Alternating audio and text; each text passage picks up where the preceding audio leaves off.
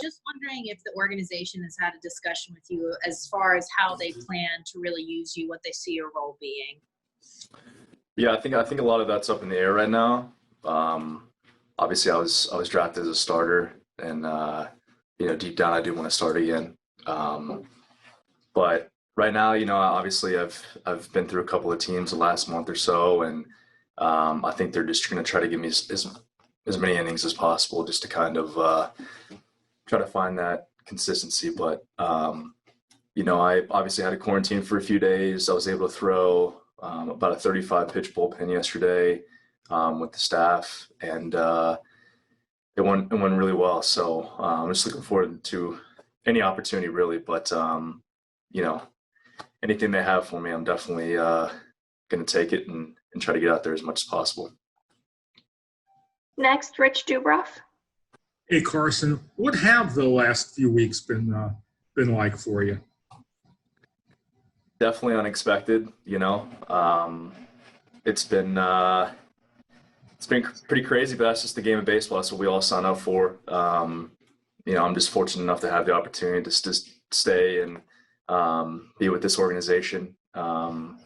It's definitely brought a lot of things into perspective for me. It's motivated me a lot to get back to where I was, and I'm definitely going to take this opportunity and run with it.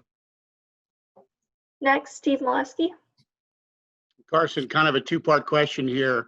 What do you think was the biggest reason for some of the struggles and what, in your career, you've been trying to find it here?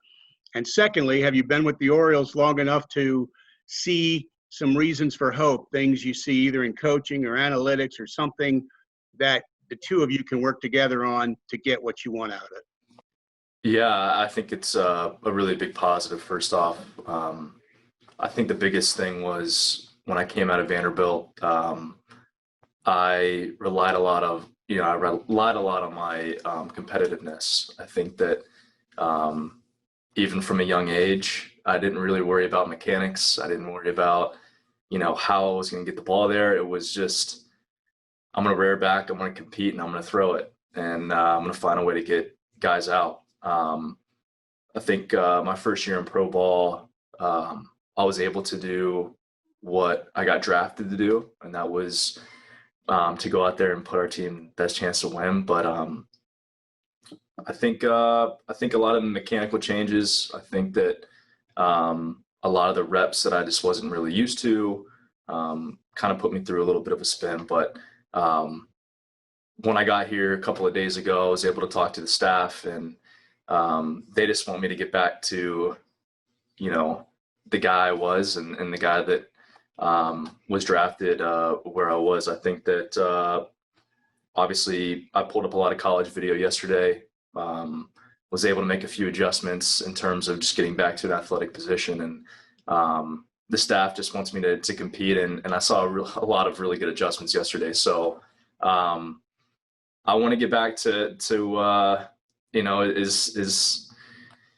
lot of guys say I want to get back to my Vandy days. I want to get back to the pitcher I was. And I think definitely this is definitely the position I want to be in. David Lorilla. Hey, Carson. This sort of piggybacks on the your last answer, but we've spoken multiple times in recent years, and it's pretty clear that you understand pitching very well. But given how often you've talked about the little mechanical tweaks that you've been working on, working on spin efficiency, whether you want to throw your cutter or not, I'm wondering if you've reached the point where you need to settle in on who you are as a pitcher and just stop, trying to make changes year to year. Is that possible? Yeah, no, it definitely is. I've had some days to really think about what exactly my goal is right now. And that's, again, to get back to who I was. I had to be honest with myself quite a bit. As tough as that was, I've always relied on myself just to get in a good position. I've always been a very athletic person. And again, I've always just relied on competing. That's the number one goal that that's what made me so good. And just getting back to that, I don't think it's going to be that big of a change. I think I'm going to pick up on him pretty quick. But no, I'm just looking forward to getting back out there, and the staff here and the whole organization is just behind me 100%. You know, they're not going to make any adjustments that I don't feel comfortable with, and you know, they just want me to compete. So I think that's just the biggest thing I have to do right now. Yeah, one quick follow-up to that, please. I know that you've talked a lot to some really smart pitchers, you know, like Lucas Giolito and to Walker Buehler. You obviously spend time at Driveline. Do you think you've ever been guilty of having too many voices in your head? Yes. I, you know, as any young pitcher wants to do, they want to get up to the big leagues as fast as possible. You know, they're going to buy into the system. You know, that was my goal. You know, luckily I was able to make it up in half a year just out of college. You know, I did whatever I needed to do in order to make the next step. And a lot of that was very uncomfortable for me. But, you know, I've been given great opportunity. I can't, you know, not mention that. But at the end of the day, this is my career. I have a lot left in the tank. You know, I strongly believe that, and you know, I believe I'm gonna be a very dominant pitcher in this league for a long time. It's just having to get back to what I feel comfortable with, and at the end of the day, you know, just stay athletic, get down the mound, and really just compete. Next, Joe Trezza. Hey, Carson, just from looking at some of the publicly available data, it looks like you kind of stopped throwing your cutter this year. I'm wondering if that was intentional or if that's just a small sample size type thing. Yeah, it was actually one of the topics in yesterday's bullpen, which was pretty interesting to me.